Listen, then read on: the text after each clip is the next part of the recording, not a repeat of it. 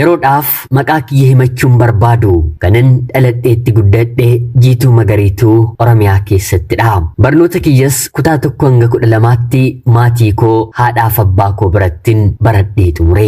Sanaan booddee obboleettiin kiyya magaalaa Finfinnee heerumtee jiraachuu waan jalqabdeef barnoota kolleejjiidhaan digirii kiyya barachuudhaaf obboleettii kiyya biran deeme. Haatii fi abbaan koo ana waliin ijoollee 4 dhiira 2 fi dubartoota 2. Dubartoota 2 jalqaba irratti walitti aansanii dhalatanii fi dhiira 2 dhumarratti walitti aansanii dhalatanii qabu.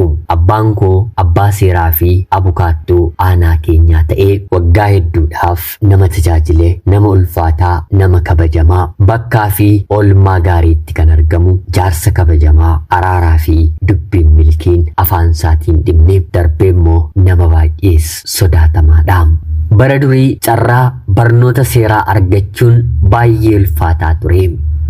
Haa ta'uutii garuu maqaanii fi maqaan abbaa kiyyaa afaan Amaariffaa waan ta'eef akaakayyuu isaa irratti yookiin immoo akaakilee keeyya irratti qofa maqaan afaan Oromiffaa waan argamuuf hedduun namaa abbaa kiyyaan hanga maqaa akaakayyuu isaa hin gaafannetti akka saba kaanii ta'eetti beekama malee saba keenya yookiin immoo saba Oromoo ta'eetti hin beekamu. Kun immoo ta'uu kan danda'e maqaan abbaasaa kan jalqabaa maqaa afaan Oromoo qulqulluu ta'us haa ta'uutii garuu abbaan isaa namoota warra kaabaa biratti waan guddateef maqaa isaa afaan Oromoorraa gara afaan Amaariffaatti jijjiiranii bara sana mana barnootaa jiru kutaa 1 hanga 3tti galchanii barateera. Yeroo kutaa 3ffaa gahu dargaggeessa umurii waggaa 25 waan ta'eef mana barnootaatti barsiisaa arrabsee barnoota dhiisee akkoo keenya fuudhee gaa'ela dhaabbatee abbaan koo fi obboloonni isaallee dhalatanii. Kanaan innis fuudhee anaa fi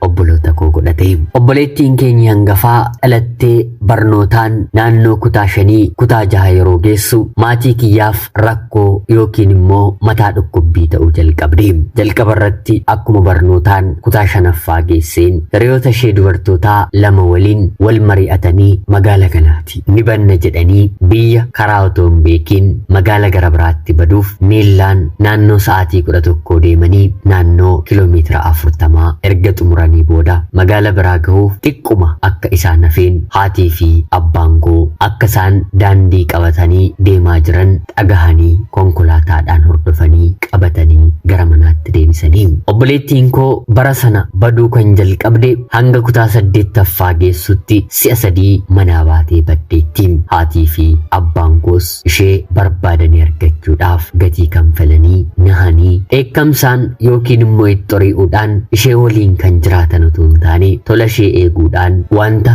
isheen gaafatte gochuudhaan haatiif abbaan koo obboleettii koo waliin jiraatu.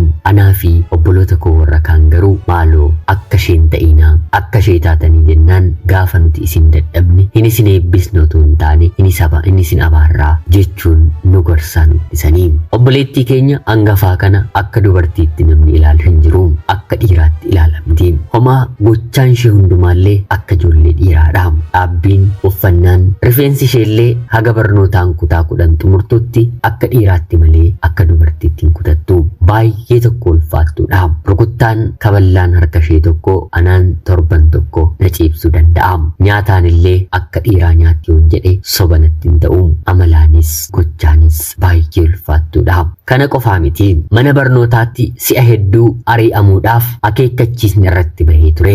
Haa ta'uutii garuu abbaa koo wanta sodaataniif qofa isheedhaan dhiisanii barattoota dubaraa gurmeessitee barsiisota akka arrabsaniif yookiin immoo qoccolaniif irratti kaasti. Amala ishee dhiirummaa kana keessatti amala dubartummaa isheellee hin dhiisne. Ijoollee dhiiraa waliin illee baay'ee rakkistuudha. Reefuma kutaa 6rraatii kaastee hariiroo jaalalaa ijoollee dhiiraa gara waliin uumuu jalqabde. Abbaan koo kan ijaarrate mana keenya duubaatii kutaa 5 qaba ture. Yeroo isheen kutaa 8ffaa barattu achuma mooraa keenya keessatti dhiira waliin qabamtee eega sanaati abbaan koo dhala koo ofirraan baasaaree jedhee dhiira mooraa kootti galcheen ijoollee koo balleessuraa of hin qusadha jedhee hanga isheen mana keenyaatii baatutti manni sun waggaa 3 cufaa ture otoo hin kireeffamin jechuudha. Hanga kanaatti obboleettiin koo ulfaattuudha. Haa ta'uutii garuu kutaa 10ffaa akkuma xumurteen ganna sana hariiroo jaalalaa jalqabdeen maatii kiyyaan nan heerumaa naaf eeyyamaa jettee gaafattiini. Kun haadhaaf abbaa koof gammachuudha mitiire. Har'a bor abbaa hin beekamneef daa'ima manatti godhattee duqaanessiti yookiin immoo salphisti jechuun maatiin koo baay'ee ishee sodaata. Sanarratti mirgi guutuun kan ishee qofatu waan kabajamuuf heerumii. Haa ta'uutii garuu barnoota kee immoo akkam gootaa yeroo jedhaniini hangan barnoota koo xumurutti daa'ima hin godhadhu. Haa ta'uutii garuu amma baay'ee waanta wal jaallanneeruuf nama kanaaf na kennaa jettee nama jaallatte namuma naannoo keenyaa namuma ollaa keenyaa ofii baratee bakka gaarii ga'eeru mucaa biyya koo fuudheen gaa'ela dhaabbadheen waliin hin jiraadha jedhee gara biyya isaa dhufeeru waliin wal fudhatanii Finfinnee dhaqanii silaan tala durbaaf gaa'elatu gaggeeffama mitiire kan ishee jaarsummaan dhume. Sababiin isaa immoo murteessitee waliin hin jiraadha jettee jalqabuma waan kaateefi kana gochuudhaaf maatii kiyyaaf carraa hin kennine. Namni silaa obbolaansaa yeroo mana isaatii ba'u of jedhee afuura baafata. Anaa fi obboloonni koo afuura baafanne. Anaa fi obboloota koo qofallee otoo hin taane maatiin koollee afuura baafatanii. Isheen heerumtee dhiira qabattee mana godhattee arguun olitti wanti keessa isaanii qabbaneessu hin turre. Namni itti heerumtes dhiira qofa otoo hin taane warqeedha. Baratee eebbifamee hojii qabtee maatii isaa duratti illee akka mootiitti nama kabajamudha. Isheenis yeroo sanatti baay'ee jaallattee isatti maraatteeti kana murteessitee barnoota ishee qabattee isa waliin jiraachuu kan jalqabde. Innis waadaa maatii koo waadaa ishee otoo hin diigin kutaa 11ffaatii kaasee barnoota ishee hanga xumuraatti obboleettii kiyya barsiise. Hanga xumuraa jechuun digirii amma qabattutti yookiin immoo kutaa 12 hanga xumurtutti miti. Hanga isheen digirii lammaffaa ishee xumurtee hojii argattutti waa'ee daa'ima godhachuu yookiin immoo barnoota ishee irratti gaa'ela ta'ee gufuu kan itti ta'u takkaa ittiin kaasne.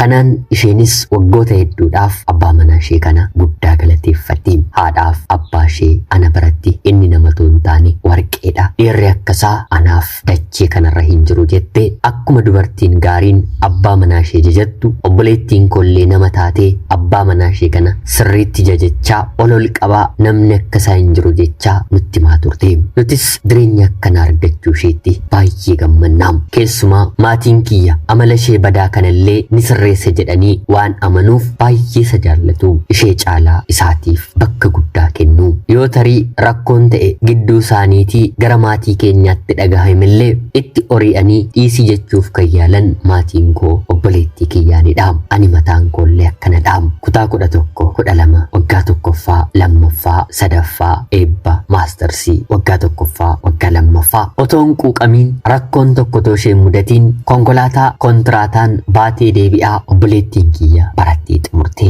Ishee qofa miti. Anaa fi obboleettii koo gidduu umuriidhaa fi barnootaan garaagarummaa waggaa 2 qofaatu jira. Kutaa 12 xumureen qabxiin maatirikinaaf dhufee yuunivarsiitiin nagahe yuunivarsiitii Aksum ture. Sanatti immoo maatiin koo gonkumaa hin deemtu jedhanii na didanii. Sanaan obboleettiin koo ana bira teessee maaf hin barattu jechuun ofitti na waamte. Anis duubatti of hin deebisne. Maatiin koo eebbisanii na gaggeessanii obboleettii koo bira taa'een barnoota kolleejjii Riifti Vaalii seeneen barachuun eegale. Dhiira ta'ee nama buddeen mana keessaa tolchu argitanii beektu. Bakka haadha manaan jirtutti haadha manaan dhala otoo hin godhatiin haadha manaasaaf ittoo kan danfisu uffata kan miicu akka ijoollee amma nuffi otoo hin jedhiin suuqiidhaa deemee wanta isheen barbaaddu kan bitu gadduu yookiin immoo mukaa'oo haadha manaasaa sekendiidhaaf dhiira hin barbaanne afaansaa keessaa takkaafillee dogongoree horiisni kan hin baane akka dammaa dubbiinsaa kan namatti mi'aawu umrii isaan ol kan jiran hiriyoonni isaa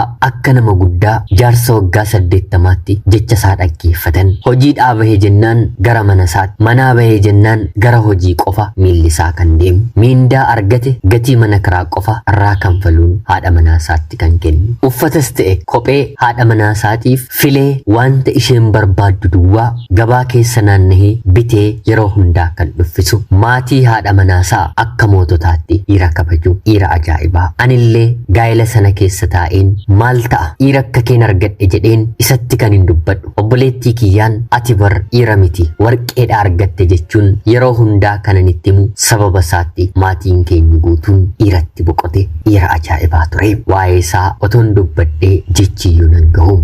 haa ta'uutii garuu dhiira akkanaa dubartiin argachuudhaan otoo hin taane hiriyaan ishee firri ishee qabaatee illee otoo argitee harkaa baafattee dhiira waliin jiraattudha. Nama mana isaaf ta'u yeroo hundaa guddina yaadu haadha manaa isaa guddisuu ol qabu bakka gaarii geessee arguun isaaf abjuu jireenya isaa kan ta'e kanaa ol dhiira maaltu jirare? Dhiira baraa keessa kan hin jirre kubbaa jedhee halkan galgaleeffatee kan hin galle hiriyoonni koo na waamani jedhee guyyaa boqonnaa isaa manaa kan hin baane yeroo hojiidhaan ala qabu hundumaa haadha manaasaaf kan kennu haadha manaasaa akkam kan jaallatu warra ishees ta'e warra isaa biratti jaalala isheef qabu isaaniin qaana'ee kan addaan hin kunne isaanillee kan itti boonan mucaa keenya otoo hin taane warqee keenya kan jedhan haadha isaa abbaa isaa kan gargaaru maatii haadha manaasaa bakka rakkatanitti kan bira dhaabbatu nama ajaa'ibaa ture. Isheenoo gaa'ela keessatti xiqqoo fooyyofteetti haa ta'uutii garuu jabinni ishee baay'ee ulfaataadha. Jechi isatti dubbattu isarra darbee dhufee anaan cabsaa. Tole naaf ta'ee nagaheen yeroo ta'e booddee jireenya ishee keessa hin jiru. Dura jajee warqee ta'uusaa nuttis maatii koottis kan hime isheedha. Haa ta'uutii garuu barattee eebbifamtee digirii jalqabaa akkuma qabatteen waajjiruma ofii hojjetu keessaa hojii argee fi bakka ta'e galchee sanaan isheen illee gammaddee hojjechuutti fuftee haa ta'uutii garuu barattoonni digirii jalqabaa waliin baratan muraasni isaanii digirii lammaffaallee itti fufna jedhanii waan mari'ataniif innis kaayyoo kee karoora kee dhalli galma kee naaf hin caalu jedhee baradhu itti fufi jedhee ammallee waa'ee daa'imaa otoo hin kaasiin barnoota digirii lammaffaa ishee itti fuftee digirii jalqabaarraa waggaa tokkollee otoo hin boqotiin gara digirii lammaffaatti jechuudha. Hiriyoonni isheen digirii lammaffaa waliin barattu gariin isaanii akka maatiitti waan wal ilaalaniif manallee ni dhufu. Ijoolleen dhiiraas ijoolleen dhalaas jechuudha. Hanga kanaatti obboleettiin koo baradheen xumureen daa'ima godhee dahaa malee gaa'ela kana keessatti nama biraa ta'een abbaa manaa kootti gufuu ta'aa yaada jedhu hin qabdu turte. Haa ta'uutii garuu barnoota digirii lammaffaa akkuma eegalteen hariiroon hiriyoota daree barnoota ishee waliin qabdu baay'ee walitti jabaachaa dhufee riisarchii assaayimentii jedhameellee mana walii isaanii bubbuluu eegalanii abbaan manaan ishees hanga barnoota ishee ta'etti isheen ijoollee miti nama guddaadha waan tokko wanta shakku hin qabu jedhee haati manaansaa hiriyoota ishee dubaraa waliin deemtee akka bultuuf akka qayyabattuuf isheetiif eeyyame. Haa ta'uutii garuu obboleettiin kiyya eeyyama ishee kana karaa sirriidhaan kaayyoo manaa baateetiif fayyadamuu hin dandeenye. Booddee irratti gaa'iluma kana keessa otoo jirtu ijoollee dhiiraa waliin barattu jajuu nama gaarii akka ta'an haasa'uu fi wantoota gaarii hin taane ani obboleettii ishee ta'een irratti argu tokko mul'isuu eegaltee. Kan nama ajaa'ibu ijoolleen kun dhufanii mana keenya illee ni bulu walirraa addan bahanii hojjaadhaan gaggabaabolii bifaan babbareedoo haala ittiin dubartoota harka isaanii galfatan takkaatti nama beekanidha. Ishee qofa otoo hin taane anarratti illee dhiibbaa uumaniiru jaalalaan natti siqanii dhugaa seenanis obboleettii koo dhokadheen mana isaanii deemeen ture. Waliin kireeffatanii mana tokko jiraatu. Haa ta'uutii garuu dhugaa se'een na jaallatani se'een mana isaanii yeroon dhaqu lamaan keessaa eenyutu akka na jaallate gaaffii natti ta'e. Guyyaa lama guyyaa sadiitti deddeebi'een abbaan na jaallate addanaaf ba'uu yeroo dheedu ifaaf ifattiin gaafadheeni hariiroo naannoo torbee lamaa booddee jechuudha. Mana barnootaatii deebi'een isaan barbaacha gara mana isaaniitti goran ture. Haa ta'uutii garuu lamaan isaaniiyyuu akka na barbaadan na waliin ta'u akka fedhan dabareedhaan yeroo natti himan tokko keessaniif malee lamaan keessaniif akkamittiin ta'a jedheen wal biratti yeroon isaaniif deebisu rakkoo maal qabanaan jedhanii maal jechuudha yeroon jedhuni rakkoo maal qaba lamaan keenya waliin yoo taate anaa fi inni hanga walii galleetti ati maal keetu miidhama lamaan keenya waliin jaalala haala gaariitti dabarsite jechuun jecha boqoo nama cabsu kan natti dubbatanii haalota hin taane tokkos narratti yeroo argisiisan eenyummaa isaanii beem maalummaa isaanii jibbeem obboleettiin koo mana keessatti maqaa isaanii yeroo waamtu maqaa gooftaa waamiin ifachuun jalqabee. Haa ta'uutii garuu ani icciitaadhaan jalqabeen dhiise obboleettiin koo garuu itti fuftee sana qofa otoo hin taane dabareedhaan waliin ciisuu eegaltee gaa'ela ishee irratti deemuun booddee irratti immoo lamaan isaanii hammachaa lamaan isaanii dhungachaa yeroo abbaan manaan mana hin jirretti gara manaallee dhufuu eegalanii mana keessatti mana abbaan manaan ishee kireesse keessatti miila ishee isaanirra naqattee tokko rifeensa qaqqaba, tokko immoo miila qaqqaba. Haala kana obboleettiin koo yeroo argisiistu lakkii wanti kun sirrii miti yeroo jedhuuni inaafteetudha naan jette. Akkamittiin obboleettii kiyya irratti inaafa? Otoo inaafame immoo jireenya akkanaaf inaafa? Lakkii obboleettii koo kuni gaa'ela kee diigaa, abbaa manaa kee warqee kana hin gaddisiisiin yeroo jedhuuni inni immoo dhiiradhaayi yoo barbaade galagaluu danda'a jettee naaf deebiste. Anis obboleettii kiyyaan lakkii gochi gootus jechi dubbattus guyyaa tokko gatii si kanfalchiisa yeroo jedhuuni siin miti. Kanarratti warra koon sodaadhu, wanta naaf ta'uuf wanta naaf hin taane anatu adda baafatee beekata naan jette. Anis nan dhiise. Haalonni tokko tokko mana keessa jiran jijjiiramaa dhufanii barnoonni digirii lammaffaa isheellee xumuramee muuxannoo waggaa 2 waajjira abbaa manaa ishee biratti waan horatteef dhaabbanni miti mootummaa tokko kontiraataan beeksisa tokko baasee jennaan abbaan manaa ishee deemee ishee galmeessee wal dorgommii guddaallee ture maallaqa kanfalee ishee galchee mindaa jalqaba argattuun mindaan ishee dachaa 3 kan abbaa manaa ishee ta'e. Duruu ilaalcha kana sammuu ishee keessatti qabdi mitire abbaan manaa ishee tuffachuu jalqabde. Wanta dhoksaadhaan iccitiidhaan jibba ishee duraan anatti haasoftu turte amma ifaa ifatti dubbatte. Mindaa baatii 3 nyaattee obboleettiin koo waan jettu waan dubbattu waan gootu wallaaltee iccitiidhaan warra koottaas on jalqabee warri koo baay'ee isheetti gaddanii dhumarratti guyyaa 2-3 manallee buluu yeroo dhaabdu maatiin koo akka ishee gorsaniif itti mee jennaan maal si dhibee jennaan waa'ee koo maatii kootti himta jechuun manaatii na baaste. Barnoota irran jira sanuu bara eebbaa kiyyadha. Ishee biraa baheen re'aa ishee tokko biraan galee re'aa baay'ee gaarii tokko ni qabdi.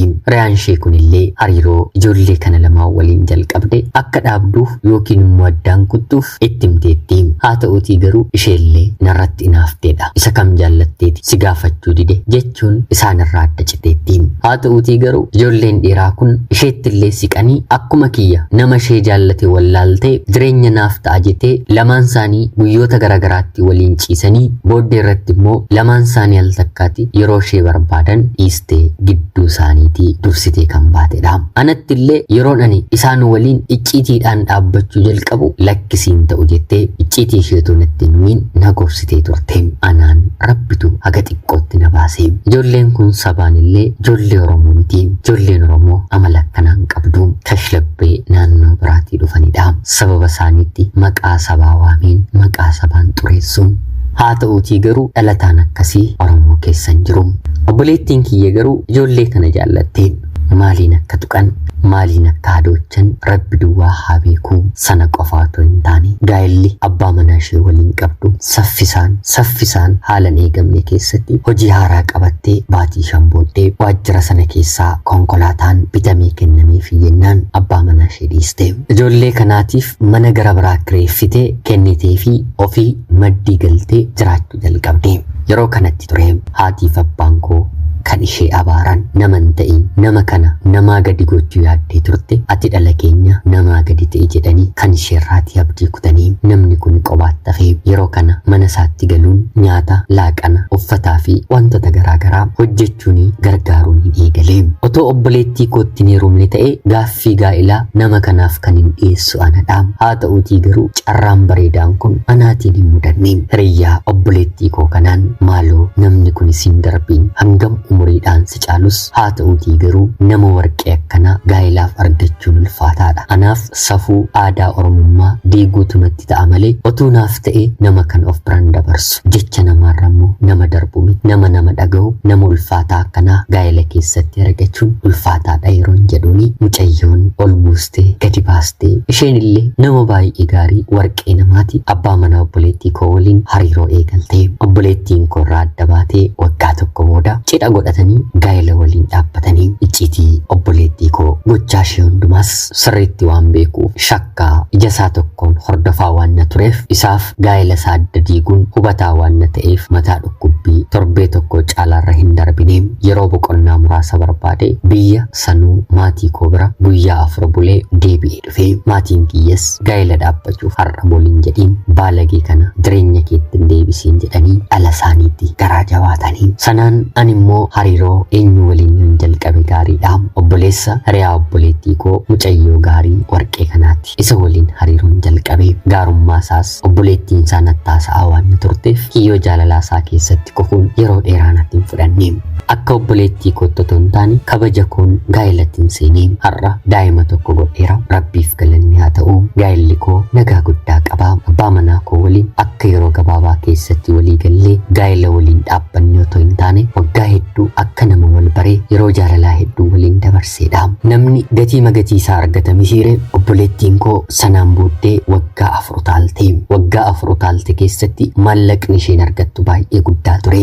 Otoo dhiira ta'ee lafa bitee mana itti ijaarrata. Haa ta'uutii garuu isheen ijoollee kana affeeruu dhiira tokkorraa dhiira tokkotti utaaluut maallaqa ishee fixaa turte. Dhaabbanni miti mootummaa immoo yeroo ta'e booddee ni dhaabbata. Akeekkachiisa otoo hin kenniin al takkaa qax jedhe dhaabbate. Anaafillee guyyaa gaa'ela koo guyyaa dahumsa koo baga heerumte baga deesse jettee akka obboleetti kannaaf hin bilbille guyyaa mindaan ishee raacite guyyaa hojiirraatii ari'amte anaatiif bilbilte. Maal godhu foon ofii gatuu hin danda'ani mitiire. Egaa Rabbi hojii isaa jalqabeera. Gaafa beelofte gaafa rakkatte qofa mana koo kottuun jedheeni na arrabsitee bilbila narra cufte. Abbaan manaa ishee waggaa amma kana kan barsiise anaanillee kan na barsiise har'allee anaaf abbaa kan naaf ta'u akka abbaa kiyyaatti kan ilaalu waggaa waggaatiin ijoollee 3 godhatee jireenya ajaa'ibaa jiraachaa jira. Jireenya ajaa'ibaa yeroo jedhu maallaqaan soorummaadhaan miti. Jireenya tokko ajaa'iba kan nama jechisiisu maallaqa miti. Nagaa, jaalala, wal kabajuu haadha manaa isaa waliin qabu gaa'ela kam keessatti iyyuu arguun ni ulfaata. Kun hunduu hojii waaqayyoodhaati.